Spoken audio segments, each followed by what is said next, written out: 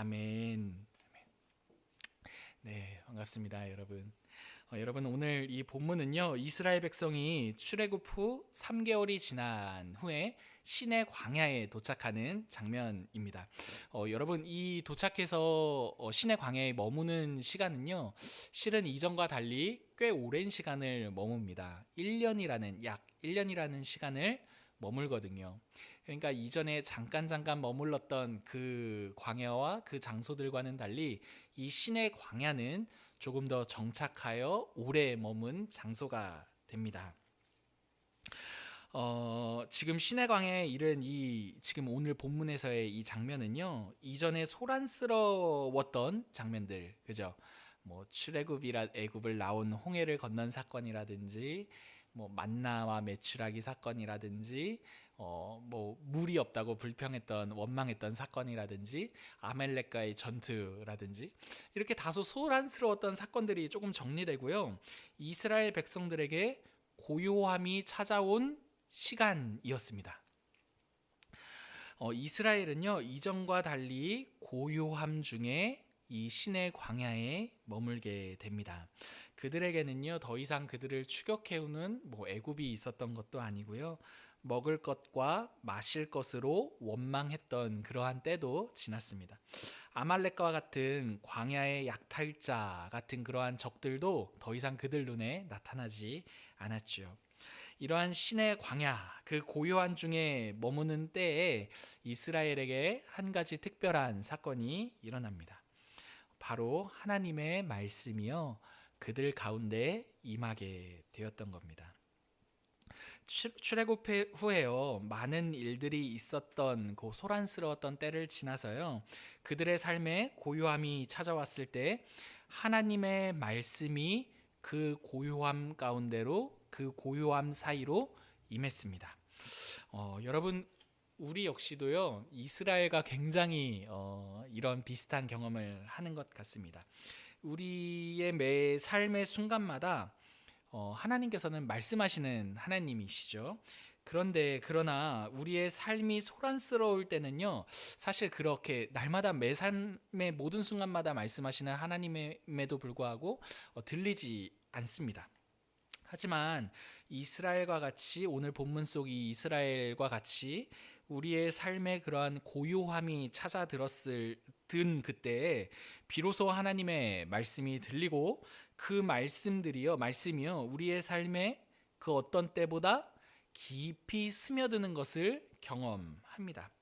때문에 우리들에게 어떤 고요한 그 시간들은요, 뭔가 아무것도 하지 않는 그런, 그죠? 고요한 시간은 뭔가 좋은 의미에서 고요하다 이렇게 생각할 수도 있지만, 뭔가 아무것도 막 열심히 무엇인가를 향해 달려가다가 뭔가 번아웃 되었던 그런 때도 고요하다 생각할 수 있을 것 같아요. 여러분, 뭔가를 막 열심히 하다가 열심히 하지 않고 뭔가 다 이렇게 잠잠해졌던 그때, 그 고요한 그때, 여러분, 우리들에게도 실은 이래도 되나? 뭔가 빨리 뭔가를 해야 되는 것 아닌가? 뭔가 그런 생각이 들 수는 있지만, 실은 그 고요한 그때에 무엇이 임합니까? 하나님의 말씀이 우리 가운데 임한다는 것을 알 수가 있습니다. 때문에 여러분, 그러한 고요한 시간은요, 고립되거나 외로운 시간들, 무엇인가를 힘내서 극복해야 되는 그러한 시간들이기 이전에요, 오늘 본문을 통해 우리가 생각해 봤을 때 하나님의 말씀이 그 고요함 가운데 임한다라는 것을 생각해 볼 수 있죠. 다시 본문으로 돌아와서요, 여러분, 이스라엘은 앞서 이야기했듯이 이 시내 광야에서 약 1년의 시간을 머물게 됩니다. 여기서 1년은요 40년의 이스라엘의 그 광야 생활 중에 굉장한 그 내용들, 그 광야의 생활을 해가는 데 있어서 굉장히 중요한 내용들이 요 1년 사이에 정리되는 시간들입니다. 우리들에게 익숙한 십계명, 그죠? 그리고 성막에 관련된 내용이 요 1년의 시간들 속에 다 주어지게 됩니다. 오늘 우리가 읽은 본문 역시도요, 이스라엘에게 실은 굉장히 중요한 내용이거든요. 어떠한 내용이냐 하면 언약이 맺어지는 장면입니다. 결혼식과 같은 장면이 오늘 우리가 읽은 이 이스라엘과 하나님과의 결혼식과 같은 장면입니다. 여러분, 구약의 출애굽기 저자는요, 오늘 본문의 이 본문 속 한 절을 통해서 하나님을 이렇게 좀 두 가지로 말하고 있다는 것 알 수 있는데요. 3절 한번 눈으로 보십시오. 눈으로 보시면요, 하나님을 하나님이라고도 말하고요, 또 이어서 여호와라고도 말합니다. 여러분, 우리들에게 익숙한 호칭은 실은 하나님이죠. 그죠? 오늘 뭐 우리가 여호와 뭐 이런 말 잘 안 하잖아요. 근데 하나님이란 이 호칭이 익숙한데요. 그 하나님에 대해서 출애굽기 저자가 뭐라고 또 말하는고 하니 여호와라고도 말합니다. 여러분, 이렇게 출애굽기 저자가요, 하나님을 똑같은 동일한 절에서 여호와라고 하는 데는 이유가 또 있습니다. 여호와라는 표현은요, 실은 언약과 관련해서 자신을 나타내실 때, 하나님께서 자신을 나타내실 때 사용하시는 이름입니다. 오늘 본문은 하나님께서 이스라엘과 무엇을 언약을 맺으시는 장면이고요, 출애굽기 저자는 그 하나님은 이스라엘과 언약을 맺으시는 여호와셔라고 말하기 위해 오늘 이 본문에서 하나님이라고 말할 뿐더러 여호와라고까지 말하죠. 하나님께서 이스라엘과 오늘 본문에서 이렇게 언약을 구체적으로 맺으시기까지 정말 참 많은 일들이 있었습니다. 우리가 계속해서 출애굽기를 살핀 것처럼요, 한번 생각해 보십시오. 여러분, 출애굽기 생각을 해 보십시오. 하나님께서 모세를 나일강으로부터 건져내십니다. 그죠? 뿐만 아니라 애굽의 재앙을 내림으로써 이스라엘을 애굽으로부터 건져내십니다. 뿐만 아니죠. 애굽을 나온 이후에 그 홍해 한복판에서 이스라엘을 홍해로부터도 건져내시죠. 그리고 여기서 끝이 아닙니다. 광야에서는 마실 물을 주심으로, 그리고 먹을 것이 없다고 원망했을 때는 먹을 것을 주심으로, 또 아말렉과의 전쟁에 있어서는 승리를 안겨다 주시기도 하셨죠. 이스라엘은 애굽에서 광야로 나온 모든 시간들 속에 점차 꽤 굵직굵직한 이 사건들을 통해서 하나님이 어떠하신 분이신지를 알게 됩니다. 이렇게 하나님께서는요, 여러분, 시간 속에서 하나님이 어떠하신 분이신지를 말해주시는 하나님이십니다. 어느 날 막 이렇게 막 비 오는 날, 막 어두운 날, 갑자기 막 내가 하나님이다 막 이렇게 자기를 계시하시는 게 아니라요, 하나님께서는 이스라엘의 시간 속에서 자신을 계시하셨듯이 오늘 우리들에게도 그 시간들 속에 하나님이 어떠하신 분이신지를 더 알아가게 하시는 하나님이시죠. 여러분, 하나님께서는 시간 속에서 차근차근 하나님이 어떠한 하나님이신지 우리들에게 가르쳐 주시는 하나님이십니다. 왜 이 시간 속에서 자신을 이렇게 가르쳐 주시느냐 하냐면, 하나님께서요, 여러분, 인격이시기 때문입니다. 여러분, 한번 생각해 보십시오. 사람과의 관계가 깊어진다는 것은요, 같이 많은 시간을 경험하는 것입니다.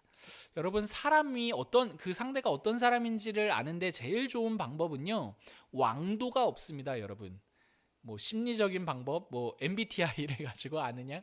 여러분, 그렇지 않죠. 뭐 재미로 MBTI를 가지고 뭐 사람을 파악하고 이해하는 어떤 한 부분은 될 수 있지만, 그 상대와의 관계, 그 관계를 통해 그 사람이 어떠한 사람인지를 아는데 제일 된 방법은 같이 오랜 시간을 보내는 것입니다. 여러분 때문에 공동체가 실은 단단해지고 서로 좋은 관계가 되는 것은 오랜 시간을 함께 보내는 것이죠. 오랜 시간을 함께 보냄으로써 그 오랜 시간을 함께 보낸 그 오랜 시간들 속에 각자가 어떤 사람인지가 잘 녹아지고, 그 녹아진 그 시간들을 통해 그 상대를 이해하게 되는 게, 여러분, 이게 바로 인격과 인격 사이에 일어나는 일들입니다. 여러분, 하나님께서도요, 우리와의 이 관계를 이 시간 속에 찾아와 자신을 나타내심으로 관계를 맺으십니다. 그래서 4절 보시면요, 하나님께서 이스라엘과 언약을 맺기 전에 이렇게 말씀하세요. 내가 어떻게 애굽 사람들에게 행했는지를 기억해라. 그리고 내가 어떻게 너희를 독수리 날개로 업었는지, 그러니까 내가 너희를 어떻게 업어서 그 애굽으로부터 건져냈는지를 기억해라 라고 말씀하십니다. 그러니까 과거에 나와 함께 보냈던 그 시간들을 통해 내가 누구인지를 기억해봐라 이렇게 이제 말씀하시는 거죠. 그러니까 굉장히 인격적으로 이스라엘에게 자신을 나타내셨고 그 시간들 속에서 너희가 그 경험한 내가 어떠한 하나님인지를 기억해보라 이렇게 언약을 체결하기 전에 말씀하십니다. 하나님께서요 이스라엘과 함께 보낸 그 시간들을 그러니까 이스라엘과 함께 보낸 그 시간들을 하나님께서 어떻게 요약하시느냐 하냐면요 4절 보십시오. 이렇게 말합니다. 애굽 사람에게 내가 어떻게 행했는지를 통해 내가 어떤 하나님인지 알 거야 이렇게 말씀하시고요. 두 번째로는 독수리 날개로 너희를 업었지 않느냐? 내가 그렇게 너희를 대우했던 거 기억하지? 이렇게 두 가지 내용을 가지고 하나님께서 자신이 어떠한 하나님인지를 기억하라고 이스라엘 백성들에게 말씀하십니다. 여러분 생각해 보십시오. 하나님께서 애굽 사람들에게 어떻게 행하셨습니까? 이스라엘을 대신하여 하나님이 애굽 사람과 싸워주셨죠. 이스라엘 입장에서는요 이렇게 자신들을 위해 두 손 두 팔 다 걷어붙이고 싸우시는 그 하나님을 보면서요 진짜 하나님은 우리를 위한 하나님, 우리를 위하시는 분이시구나 이러한 내용들을 깨달았을 것입니다. 여러분 한번 생각해 보십시오. 자녀가요 맞고 집에 들어오면 물론 뭐 부모님마다 다를 수는 있지만 어떤 부모님들은 막 두 손 두 발 다 걷고 야, 어떤 놈의 자식이야 이러면서 같이 자식 손잡고 갑니다. 그죠? 네가 내 애를 이렇게 만들었어? 뭐 이렇게 말하는 거죠. 뭐 어떤 부모님은 막 야구방망이를 들고 막 따라도 가셨다고 막 하던데 여러분 그런 거죠. 이스라엘 백성들이 본 하나님은요. 그러니까 자녀가 만약에 그런 부모님을 보면 어떻게 생각하겠습니까? 우리 엄마 무서운데? 우리 엄마 너무 무서워. 공포감에 떨겠습니까? 아니죠. 든든하겠죠. 야, 우리 엄마와 아빠가 내가 어디서 맞고 오면 이렇게까지 나를 위하시는구나. 뭔가 내 아픔에 이렇게까지 공감하시는구나. 나를 대신에 싸워준다는 건 여러분 굉장히 힘이 되는 이야기입니다. 여러분 근데 이스라엘 백성들이요 하나님이 애굽에게 행한 일들을 통해 하나님이 우리를 위해 싸우시는 분이구나 이 자녀로서 알 수 있는 부모의 모습을 맛보았습니다. 또 뿐만 아니라 하나님께서는요 이스라엘을 독수리가 날개로 업듯이 업으시는 하나님이셨습니다. 여러분 이 이미지가 물론 뭐 자세하게 뭐 학자들마다 뭐 이야기하는 부분들이 있긴 하지만 여러분 한 가지 분명한 건 업는다는 사실입니다. 업는다는 것. 여러분 누가 누구를 업는다 말 하십니까? 하나님께서 이스라엘 백성들을 업었다라고 말씀하십니다. 여러분 한번 생각해 보십시오. 이 장면을 한번 생각해 보십시오. 여러분 일반적으로 종교에서는요 사람이 신을 업습니다. 그죠? 사람이 신을 모십니다. 이렇게. 근데 여러분 오늘 본문에서 하나님께서는 뭐라고 말씀하시는 거 아니? 내가 너희를 업었다라고 말씀하시는 거죠. 그러니까 하나님이요 그 이스라엘을 이렇게 모셨다라고 말할 수 있는 대목입니다. 여러분 이건 굉장히 인격적인 관계 안에서만 이해할 수 있는 표현입니다. 여러분 부모가 자녀를 위합니까? 자녀가 부모를 위합니까? 그 부모와 자녀와의 관계에 있어서 부모가 자녀를 위해 삽니까? 자녀가 부모를 위해 삽니까? 두말할 것도 없이요 부모가 자녀를 위해 사는 것입니다. 사람이 신을 위해 노력하고 그 노력의 보상으로서 신은 사람에게 자신이 줄 수 있는 것을 주는 게 일반 종교이죠. 하지만 하나님은 이스라엘을 그렇게 대우하시지 않으셨습니다. 하나님은요 먼저 이스라엘에게 자신을 주신 것이죠. 하나님은 이스라엘이 자신을 찾기 전에 먼저 이스라엘을 찾아오셨습니다. 이스라엘로 하여금 나를 업고 출애굽해봐라 라고 말씀하지 않으셨고요. 도리어 하나님께서 이스라엘을 업어 애굽으로부터 나오셨습니다. 이스라엘의 섬김을 받으시고자 이스라엘을 부르신 하나님이 아니라요. 도리어 이스라엘을 하나님이 섬기시고자 이스라엘을 부르셨다는 말입니다. 여러분 우리 역시도 이와 마찬가지라는 것 기억하셔야 합니다. 기억하십시오 여러분.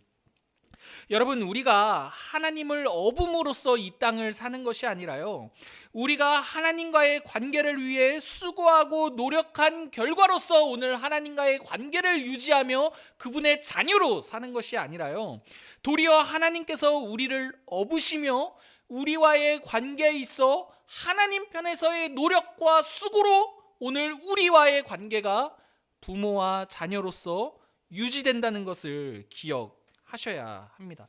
사랑하는 성도 여러분, 하나님께서요 우리를 업으셨습니다. 우리도 그러므로 오늘 역시도요, 우리의 삶을 업어 우리에게 목적하신 바를 이루시는 분은요 바로 하나님이십니다. 여러분, 오늘 본문 다시 돌아서 생각해 볼까요? 여러분, 오늘 본문은요, 제가 결혼식이라고 말했죠. 여러분, 이렇게 하나님과 이스라엘이 이전에 보낸 시간들은요, 연애 기간이라고 볼 수 있을 것 같습니다. 연애 기간을 통해 상대를 이해하는 거죠. 이 사람은 신뢰할 만한 사람인지 아닌지. 그죠? 여러분, 연애 기간이 그러한 시간들 아닙니까? 이 사람과 평생 결혼을 할 수 있을지 아닐지에 대한 그 사람 됨됨이를 보는 시간이 그 연애 기간 아닙니까? 물론 연애 기간만으로도 부족하죠. 사람이 사람을 다 알 수 없기 때문에. 여러분, 어쨌든 간에 이스라엘로서는 여러분, 그 오늘 이 언약 체결하기 이전의 이 시간들을 통해 하나님께서 자신들에게 얼마나 신실하시고 하나님께서 자신들을 얼마나 위하시는 하나님인지를 신뢰하는 시간들을 보낸 연애 기간, 그 시간들이라고 할 수 있었습니다.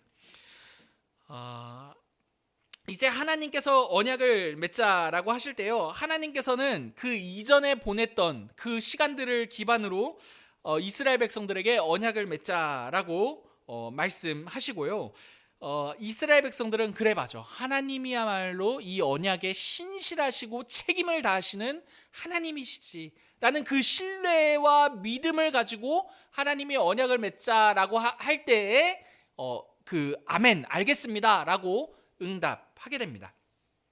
이 언약의 내용을 보시면 여러분 5절에 이런 표현이 있습니다. 내 언약을 지키면 이라는 표현이 있습니다.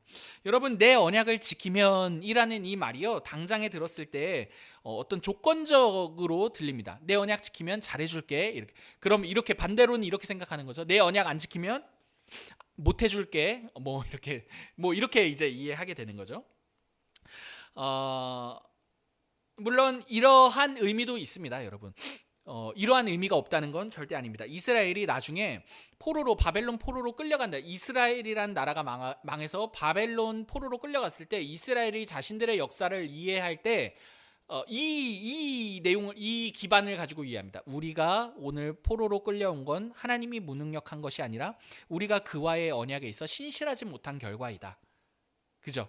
그러니까 언약의 이런 조건적인 의미도 있는 건 사실입니다. 잘 지키면 복을 받고, 지키지 못하면 복을 받지 못하는 이런 조건적인 의미가 있는 것도 사실입니다. 하지만 여러분, 이 언약이 맺어지는 것은 사실 조건이 채워졌기 때문에 언약이 체결되는 것은 아니었습니다. 무슨 말인지 한번 들어보십시오. 여러분, 이 언약이 체결되는 데 있어서는요, 아까도 말했듯이 하나님이 이스라엘을 위하셨고 하나님께서 이스라엘을 업으심으로써 이 언약은 체결됩니다. 그죠? 그렇기 때문에 여러분, 이 언약이 체결되는 것은 이스라엘이 이쁜 짓을 했거나 이쁜 짓을 안 했거나의 결과로 체결되는 것은 아닙니다. 그렇기 때문에 첫 번째로 여러분, 이 언약에 있어 첫 번째로 기억해야 할 것은 은혜 언약입니다. 여러분, 하나님께서 업으시고 하나님께서 이스라엘을 위하심으로 체결된 언약, 은혜 언약, 오늘 본문에 등장하는 언약을 이해할 때 첫 번째로 우리가 기억해야 할 내용입니다. 때문에 여러분, 이 언약에서 내 언약을 잘 지키면 이라는 이 조건절은요, 이 언약이 은혜를 기반하는 언약이라는 이 뿌리로부터 접근해야 비로소 올바르게 이해할 수 있습니다. 때문에 여러분, 이 언약이 은혜 언약이라는 이 기반으로 오늘 본문을 내 언약을 지키면 이라는 이 내용으로 이해하면요, 이렇게 이해할 수 있습니다. 너희는, 얘들아 들어봐, 이스라엘에게 말씀하시는 거죠, 하나님께서. 야, 너희는 나와 언약을 맺는 특별한 존재야. 그러니까 그렇게 특별한 존재라는 것을 기억함으로써 나와의 이 언약을 지켜가라. 그렇게 이 언약을 지키면, 이렇게 시작하는 게 오늘 내 언약을 지키면 이라는 이 조건적인 표현입니다. 하나님께서 이렇게 말씀하십니다. 야, 이스라엘아, 너희는 나와 언약을 맺는 특별한 존재야. 너희 기억해. 그렇게 특별한 존재로서 나와 오늘 맺은 이 언약을 지켜가기를 바란다. 꼭 기억해라. 그렇게 내 언약을 지킴으로, 이렇게 이제 이야기가 시작되는 겁니다. 그 언약으로 부름받은 그 이스라엘 백성들을 향해서요, 하나님께서 세 가지로 말씀하세요. 그 언약, 그 은혜 언약 가운데 부름받은 이스라엘 백성들을 오늘 본문을 통해 세 가지로 말씀하시는데, 첫 번째는요, 이스라엘 백성들을 향해 나의 소유라고 말씀하십니다. 두 번째는 너희는 내 제사장 나라야 라고 말씀하시고, 세 번째는 거룩한 백성이야, 이렇게 말씀하십니다. 여러분, 각각 설명해 드릴게요. 한번 들어보십시오. 나의 소유라는 이 표현은요, 직역하면 나의 보물이야, 이런 말입니다. 여러분은 누군가의 보물이 되어 보신 적 있습니까? 대부분 우리는 뭐 다 부모님의 보물들이죠, 그죠? 또는 여러분, 누군가를 나의 보물이야 이렇게 생각해 보신 적 있으신지 모르겠습니다. 보통은요, 여러분, 부모와 자식 간에 서로를 나의 보물이라고 말하게 될 것입니다. 하나님께서 이스라엘을요, 그렇게 자신의 보물이라고 말씀하시는 거죠. 내 자식이야 너희는, 이렇게 말씀하시는 거죠. 실제로 이스라엘은요, 자신들의 역사 내내 하나님에 대해 굉장히 속을 썩입니다. 그런데 하나님께서는요, 변함없이 이스라엘과의 관계를 이어가십니다. 역사를 통해, 이스라엘의 역사를 통해서요, 하나님께서 이스라엘을 어떻게 생각하시는지 알 수가 있습니다. 여러분, 이스라엘의 그 구약의 역사를 통해 하나님이 이스라엘을 어떻게 생각하신다는 것으로 알 수 있습니까? 이스라엘을 나의 보물로 생각하신다는 것을 알 수가 있습니다. 여러분, 또 제사장 나라 보실까요? 제사장 나라는요, 제사장은 하나님과 조금 더 특별한 관계라고 할 수 있잖아요, 그죠? 백성을 대표해서, 이스라엘을 대표해서 하나님 성막을 그 공동체와 하나님을 섬기는 역할이 제사장이니까요. 여러분, 이렇게 하나님께로부터 또 특별한 책임을 부여받은 존재가 제사장이죠. 이렇게 하나님께서 이스라엘을 부르실 때요, 이스라엘은 하나님과의 특별한 관계로 부르심을 받고 이 세상을 향해 책임을 부여받은 존재로 그 삶을 살도록 부름을 받은 백성이야 라는 게 제사장 나라라는 표현입니다. 마지막으로 거룩한 나라, 거룩한 백성이라는 것은요, 여러분, 거룩이라는 이 표현은요, 어떤 성결하고 깨끗하고 이런 것 이상으로 하나님의 것으로 구별되었다라는 것을 의미합니다. 여러분, 하나님의 것이 거룩한 것입니다, 여러분. 왜냐하면 하나님이 거룩하신 분이기 때문입니다. 여러분, 하나님이 거룩의 그 모든 이제 끝판왕이시기 때문에 하나님이 내 것이다 이러면 하나님의 것이 되는 순간, 그렇게 하나님의 것으로 구별되는 게 거룩입니다, 여러분. 여러분, 우리가 아무리 깨끗하게 하려고 해서 깨끗해집니까, 여러분? 전혀 아니죠. 하나님의 것으로 구별되는 것이 거룩입니다. 오늘 이 거룩한 백성이라는 표현 역시도요, 행위적으로 뭔가 거룩하게 깨끗하고 성결하게 사는 것 그 이상으로 우리의 신분과 소속의 이야기입니다. 우리가 하나님의 것으로 구별되었지. 하나님께서 너희의 신분과 소속은 나의 것이야. 내가 구별했어. 이 맥락에서 거룩한 백성이 등장하는 것입니다. 여러분, 오늘 이 세 가지 부름은요, 오늘 우리들에게도 동일합니다. 들어보십시오. 하나님께서는요, 우리를 자신의 소유, 하나님의 보물이라고 말씀하십니다. 여러분, 실제로요, 하나님께서는요, 우리를 보물로 여기시죠. 근데 우리를 진짜 자신의 제일 소중한 보물로 여기십니다. 그래서 자신의 보물을 내어주십니다, 우리를 위해. 그 보물 누구이십니까? 바로 독생자 예수 그리스도이십니다. 여러분, 예수님이야말로 하나님의 최고의 보물이죠.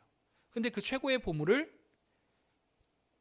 진짜 최고인 보물인 우리를 위해 내어 주시는 거죠. 여러분, 그렇게 하나님의 보물을 선물 받은 우리는요, 우리 각자의 삶에 책임을 지는 존재로 부름을 받았습니다. 제사장과 같이 말이죠. 여러분, 우리는 하나님께로부터 책임을 가지고 우리의 삶을 살도록 부름을 받은 존재입니다. 우리가 제사장입니다. 여러분, 제사장. 하나님을 우리가 속한 곳에서, 가정에서 하나님을 섬기고 그 가족 구성원을 섬기는 제사장이죠. 그렇게 책임을 지는 겁니다. 직장에서도 마찬가지입니다. 여러분, 우리에게 주어진 그 책임은 섬기는 행위입니다. 섬긴다는 것은 우리에게 주어진 역할에 책임을 다한다는 겁니다.